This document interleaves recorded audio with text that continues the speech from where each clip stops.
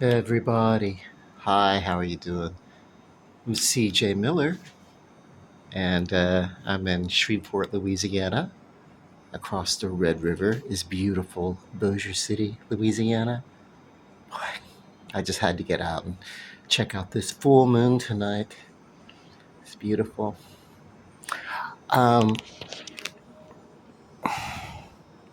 say last week, um, I, uh, oh, well, first off, before I start with my uh, whatever senseless nothings, I'm going to invite you to come through Shreveport and check us out.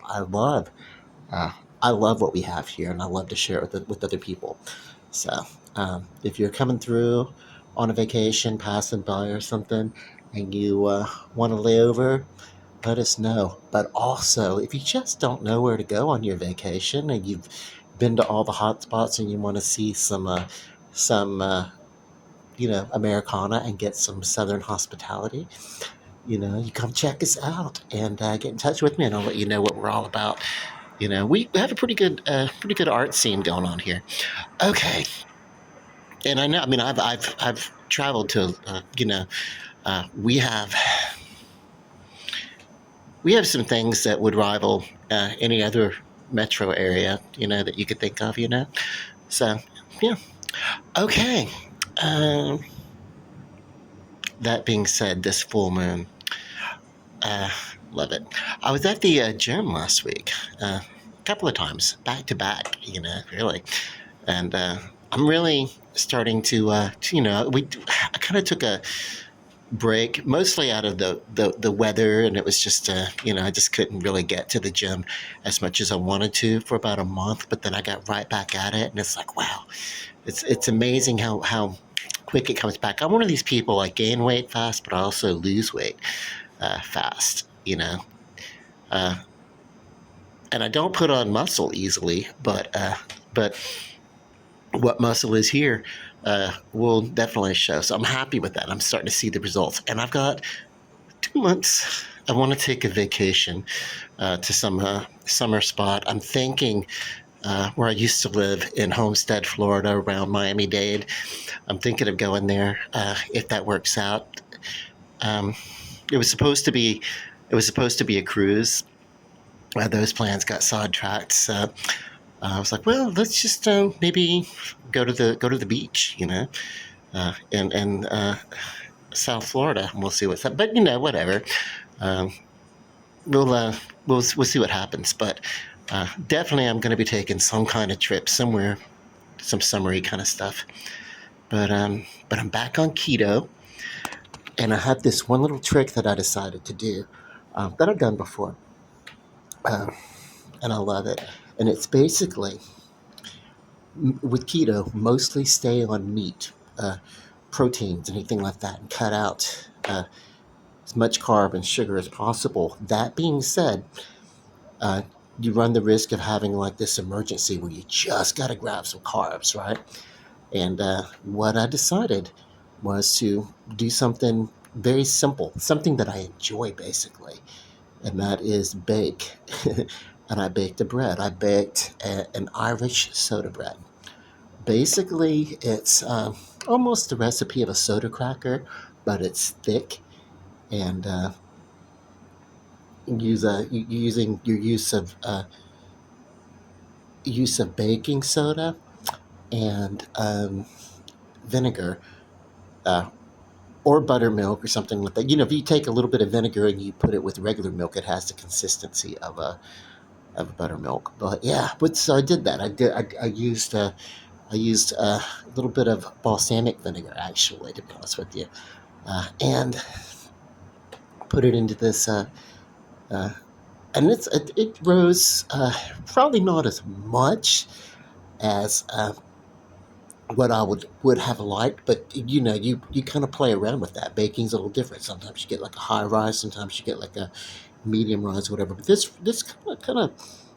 it kind of got to about half. I mean, I'm sorry.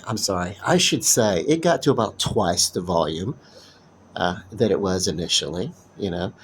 Uh, I did the bread and then put it into uh, uh, let's see, yeah, 5 balls in a round, what you would call a cake pan, a round pan. And but I did five balls of the dough, barely touching, and then let it kind of swell to fill the pan. And yeah, so all things considered, you know, uh, if I had put it into a smaller pan, it would have rose taller rather than spread out. But it did get a good. There is a good rise to it going on. So it's a good soda bread. What I would recommend if I were to do this, if I guess recommend to myself basically, is to use a either make a little bit more dough or either use a smaller uh, pan, so we can get like a taller rise out of it. But let's go check it out. And it's really, really good and crusty on the outside, so it's going to be beautiful on the inside. So the reason why I decided to do this bread, and it's wonderful. It's a good rise with it. But like I said, if it were smaller, it would be even a taller rise. But it's good. It's a good. It's gonna be fun. Because it's gonna be a dinner bread versus a sandwich. Uh, but yeah, um, I proofed the dough to get a good firm crust, and then I baked it.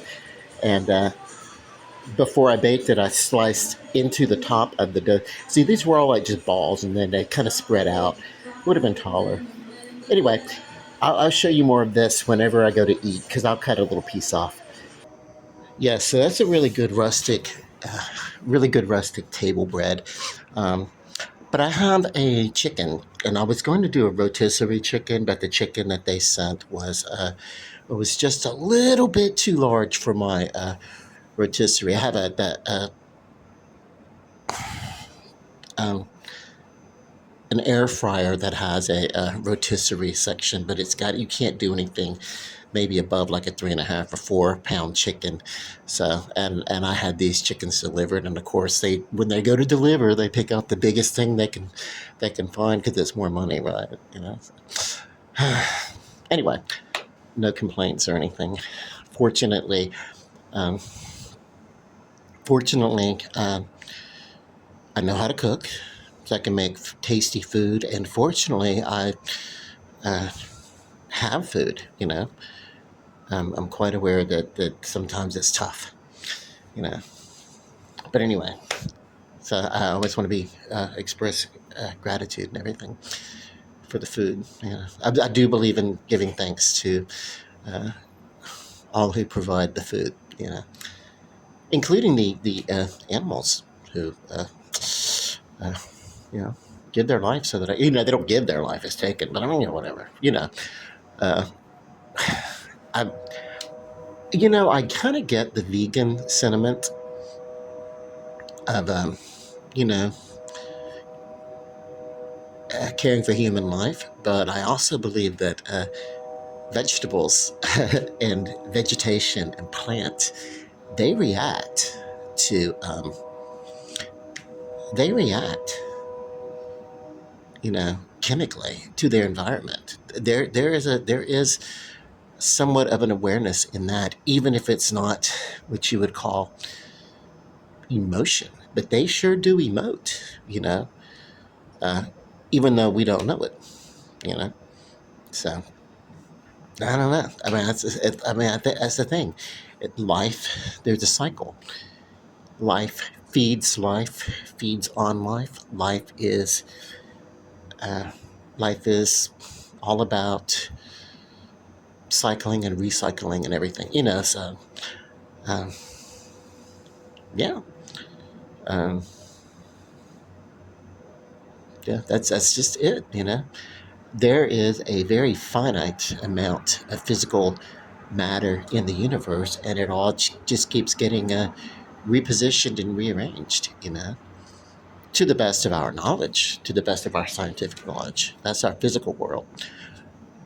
Of course, I do believe in uh, you know, uh, reasons, uh, spiritual reasons and everything, but that's something different. Uh, but yeah, what am I talking about? Oh, man, I'm just rambling, just having a peaceful thought. The air is cool. It's not exactly freezing. It's comfortable. I'm in short sleeves, and basically just kind of enjoying in a little bit this moon that's up here is going to be over here, and I'll be able to get like I won't have to lean forward to see it.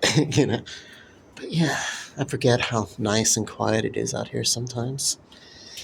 And so what I've done was instead of doing the rotisserie chicken, I'm roasting a chicken and roasting it with all of my favorite herbs and everything. There's no real recipe on that. Sometimes when I'm doing something that I haven't done before, maybe if I'm being experimental or something, I don't really worry about a recipe. But if I'm doing something that I really want to enjoy, then I'll look at a recipe and I'll pretty much follow it to the letter.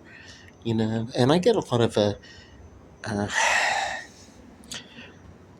creative vibes going, when I get into the kitchen. So it's like, but sometimes got to follow the recipe to the T.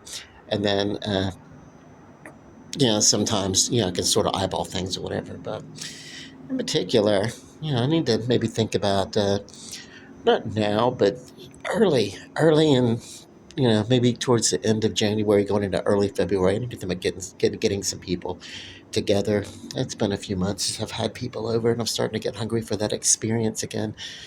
Uh, Last time we sat around and we played this game called, um, well, it was a kind of a Spencer's dirty version of the Monopoly game. So it was like, well, and maybe I'll find something funny, but a little bit more toned down. And my friends have a warped sense of humor, so that game that uh, I'm never going to say the name of it right now because I'm not feeling it. But well, it's like if you were to take Cards Against Humanity, that game Cards Against Humanity, and um, blend it with Monopoly. That was the experience. It was like, oh my god. So, but yeah, it's not really going to be time for me to eat food until midnight. But I did have the bread, and I baked it, and I wanted it to sit out, and I wanted it to cool off. So it's no, it'll be a few hours before I cut into it and eat it, and by that time it'll be cooled. You know, Warm bread is lovely. Who doesn't love really fresh out of the oven bread?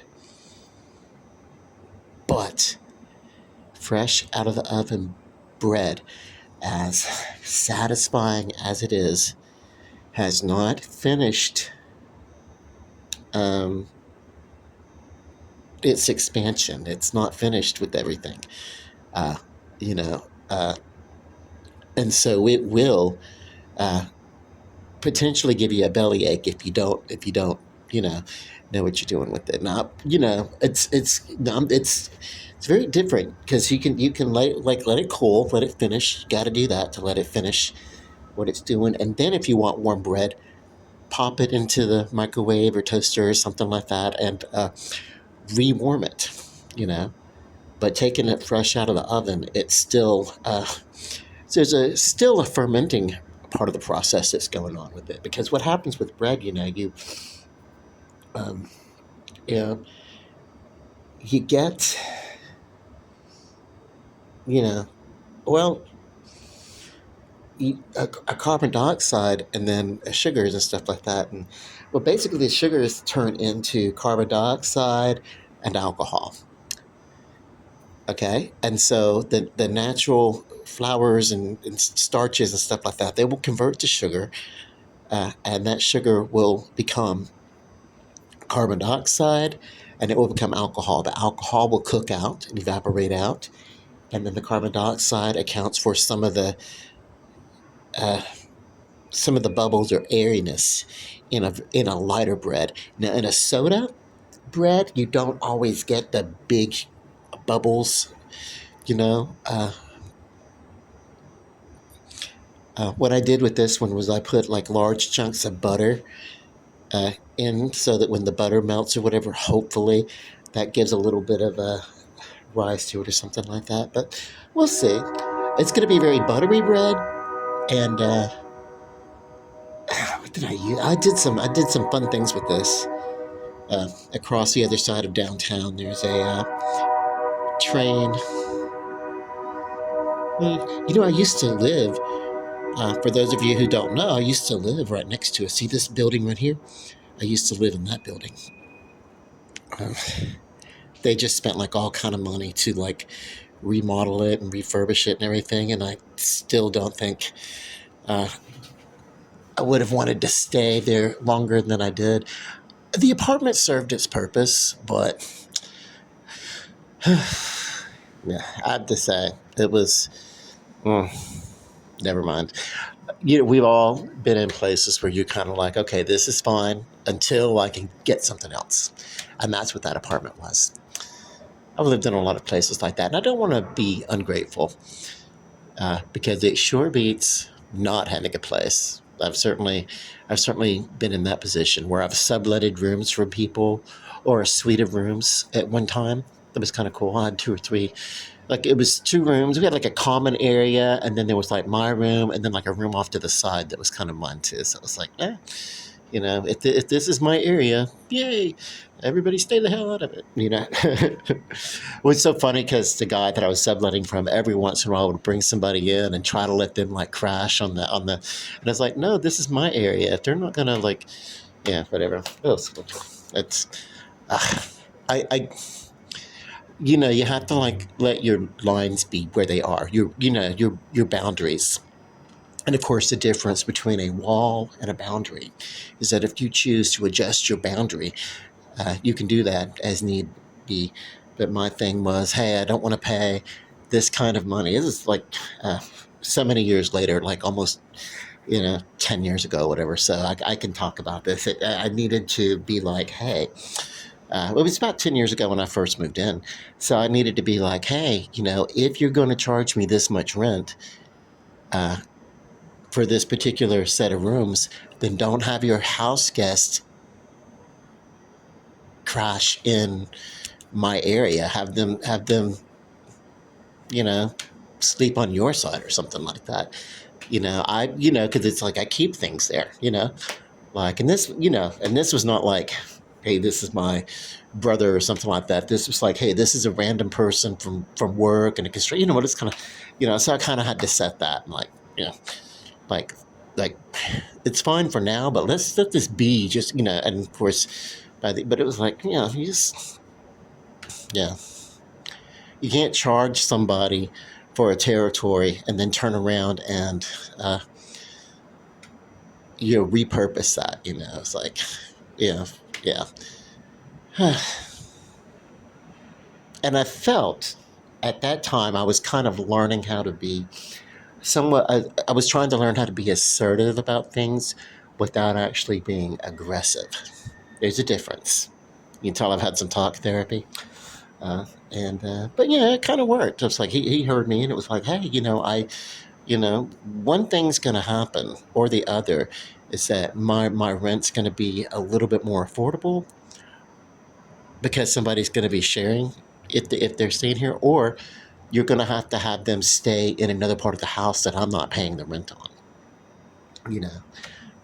Um, anyway, we once he understood how I felt, he was okay with it and was reasonable, and we actually were roommates for oh for many years. Like, as a matter of fact, um, yeah, I probably at that time I was his subletting, and I lived there and everything like that. But we actually ended up being more roommates than anything else, and it was like uh, kind of lived there longer than I'd lived anywhere else until I moved. So it was like, hey, that was my first settling down. Let me get someplace and settle down, and you know, put some roots into the ground. You know, and then when I get a little Lauren for the road and I want to go do some stuff, take vacations like normal people. So Yeah, gotta save it up, save money up. Yeah, uh, learning that sometimes satisfaction, that's something that for reward that I accumulate for versus an instant gratification can sometimes be so much more rewarding. Plus, I don't have to worry about rebuilding my life. I used to get bored and I would like run off, maybe leave like an apartment or house full of furniture and show up in a new city somewhere and build a life all over again. And then in a few years, get homesick and want to come back to Shreveport where I live. And it's like, wow, what if I, hmm, no regrets or anything like that. I'm happy for the little uh, adventures, or shall I say misadventures that I've had. But um, what would have happened if I had gotten someplace, settled down, and then maybe took like a yearly or biannual vacation, like normal people, and then I wouldn't have to like refurnish a house every 2 or 3 years, and how much, um, you know, how nice my furnishings could be. But I actually have, I got here and I did leave a lot of furniture behind because basically, as I knew that I was going to be moving from there, I didn't really invest in like, you know, proper comfortable. Yeah, I just didn't know that it was going to take as long as it did.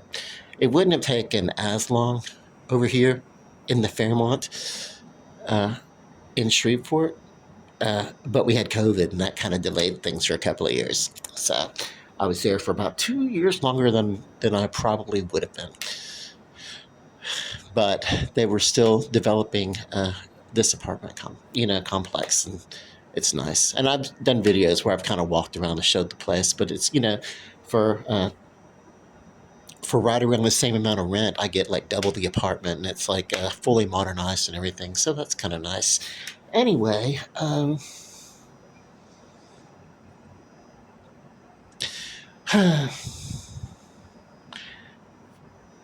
life is good, you know.